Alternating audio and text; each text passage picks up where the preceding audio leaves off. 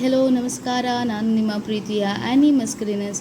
ನಾನಿವತ್ತು ಸ್ಯಾಂಡ್ವಿಚ್ನ ಮಾಡ್ತಾ ಇದ್ದೀನಿ. ಬಟ್ ಅದಕ್ಕಿಂತ ಮುಂಚೆ ಮೇನ್ಲಿ ಏನಂದರೆ ನಾನು ಮಯೋನೀಸ್ನ ಹೋಮ್ ಮೇಡ್ ಮಾಡ್ತಾ ಇದ್ದೀನಿ. ಹಂಗ್ ಕರ್ಡ್ ಅಂದರೆ ಗಟ್ಟಿ ಮೊಸರು ಅಂತ ಹೇಳ್ತಾರೆ. ಸ್ವಲ್ಪನೂ ನೀರು ಇರಬಾರ್ದು ಅಂತ. ಬಟ್ ನನಗೆ ಸ್ವಲ್ಪ ನೀರಿದ್ದರೆ ಪರವಾಗಿಲ್ಲ ಅಂತ ಹೇಳಿಕೊಂಡು ನಾನು ಮೊದಲೇ ಸೋಸ್ತಾ ಇದ್ದೀನಿ. ಸೋಸಿದಂತಹ ಮೊಸರನ್ನು ಹಾಕಿ ಅದಾದಮೇಲೆ ನಾನು ಗಾರ್ಲಿಕ್ 2-3 ನಾನು ಗಾರ್ಲಿಕ್ ತೊಗೊಂಡಿದ್ದೇನೆ. ಅದರೊಟ್ಟಿಗೆ ನಾನು ಸೋಕ್ ಮಾಡಿದಂತಹ ಗೋಡಂಬಿ ಇದೆಯಲ್ವ ಅದನ್ನು ಹಾಕ್ತಾಯಿದ್ದೀನಿ. ಇದು ಗೋಡಂಬಿಯನ್ನು ನಾನು 15 ನಿಮಿಷ ಸೋಕ್ ಮಾಡಿ ಇಟ್ಟಿದ್ದೆ ಬಿಸಿ ನೀರಲ್ಲಿ. ಸೊ ನೀರು ಹಾಕಬೇಡಿ, ಸೋಕ್ ಮಾಡಿದಂತಹ ಗೋಡಂಬಿ ಮಾತ್ರ ಹಾಕಿ ಅದಾದಮೇಲೆ ನಿಂಬೆ ರಸ ಹಾಗೂ ಸ್ವಲ್ಪ ಪನ್ನೀರನ್ನ ಹಾಕಿ ಗ್ರೈಂಡ್ ಮಾಡಿ ವಿದೌಟ್ ವಾಟರ್. ತುಂಬ ಅಂದರೆ ತುಂಬ ಥಿಕ್ ಪೇಸ್ಟ್ ಥರ ಹೀಗೆ ಬರುತ್ತೆ. ತುಂಬ ಟೇಸ್ಟಿಯಾಗಿರುತ್ತೆ. ನೀವು ಒಂದ್ಸತಿ ಟ್ರೈ ಮಾಡಿ ಹೇಗೆ ಮಯೋನೀಸ್ ಮಾಡೋದು ಅಂತ ಮನೆಯಲ್ಲೇ. ನಿಮಗಂತೂ ತುಂಬ ಹೆಲ್ದಿದ ಫೀಲ್ ಆಗುತ್ತೆ. ಇದಕ್ಕೆ ಸ್ವಲ್ಪ ಉಪ್ಪು ಹಾಕಿದರೆ ಮತ್ತು ನಿಮಗೆ ಹೀಗೆ ಚಿಕನ್ಗೂ ಡಿಪ್ ಮಾಡಿ ಎಲ್ಲ ತಿನ್ಬೋದು. ನೀವು ಒಂದ್ಸತಿ ಟ್ರೈ ಮಾಡಿ. ಸೊ ಸ್ಯಾಂಡ್ವಿಚ್ ಮಾಡಲಿಕ್ಕೆ ನಾನು ಒಂದು ಬೌಲಲ್ಲಿ ಮೊದಲೇ ಚಾಪ್ ಮಾಡಿದಂತಹ ಎಲ್ಲ ವೆಜಿಟೇಬಲ್ಸ್ನ ಹಾಕಿದ್ದೇನೆ. ಕ್ಯಾರೆಟ್ ಆಗಿರ್ಬೋದು, ಆನಿಯನ್, ಕ್ಯಾಪ್ಸಿಕಮ್, ಕೊತ್ತಂಬರಿ ಸೊಪ್ಪು ಎಲ್ಲ ಹಾಕಿ ಅದಾದಮೇಲೆ ನಾನು ವೈಟ್ ಕಲರ್ ಇದೆಯಲ್ಲ ಅದು ಪನ್ನೀರ್ ಹಾಕಿದ್ದೇನೆ.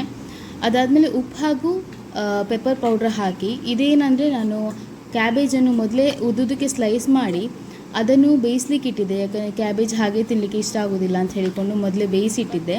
ಅದನ್ನು ಲಾಸ್ಟಿಗೆ ಮರ್ತೋಗಿದ್ದೆ, ಲಾಸ್ಟಿಗೆ ಹಾಕಿದೆ. ಅದಾದಮೇಲೆ 2-3 ಸ್ಪೂನಷ್ಟು ಮಯೋನೀಸ್, ನಾವು ಮನೆಯಲ್ಲೇ ಮಾಡಿದಂಥ ಮಯೋನೀಸ್ನ ಹಾಕಿ ಮಿಕ್ಸ್ ಮಾಡಿದ್ರೆ ನಮ್ಮ ಸ್ಯಾಂಡ್ವಿಚ್ದು ಸ್ಟಫಿಂಗ್.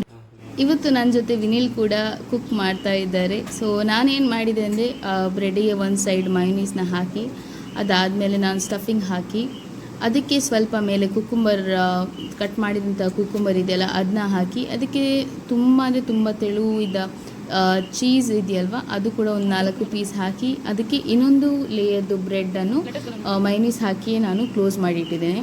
ಇದು ನನ್ನ ಟೈಪ್. ಬಟ್ ನನ್ನ ಹಸ್ಬೆಂಡ್ದು ಟೈಪೇ ಬೇರೆ. ಅವ್ರು ಫಸ್ಟ್ ಬಟರ್ ಹಾಕ್ತಾ ಇದ್ದಾರೆ. ಬಟರ್ ಹಾಕಿದ ಮೇಲೆ ಅವರು ಏನು ಸ್ಟಫಿಂಗ್ ಇದೆಯಲ್ವ ಅದನ್ನು ಹಾಕಿ ಅದಾದಮೇಲೆ ಕುಕ್ಕುಂಬರ್ದು ಸ್ಲೈಸಸ್ ಮತ್ತು ಲೆಟಸ್ ಕೂಡ ಹಾಕಿ, ನನಗೆ ಅಂತೂ ಮತ್ತೆ ಹೋಗಿತ್ತು ಲೆಟಸ್ ಹಾಕಲಿಕ್ಕೆ.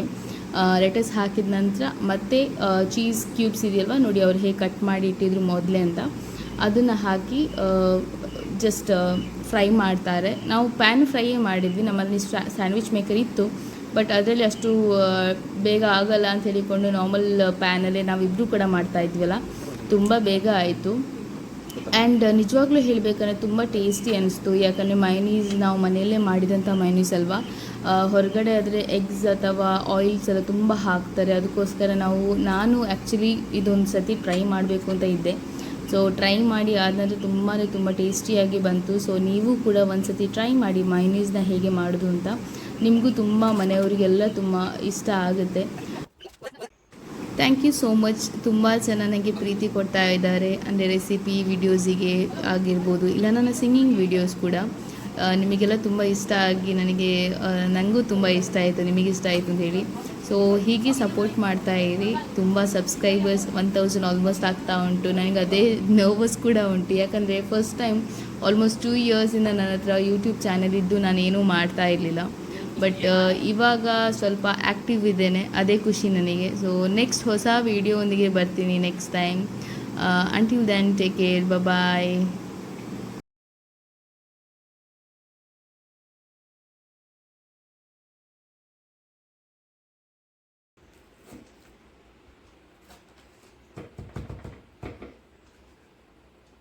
ಅಲ್ಲೇ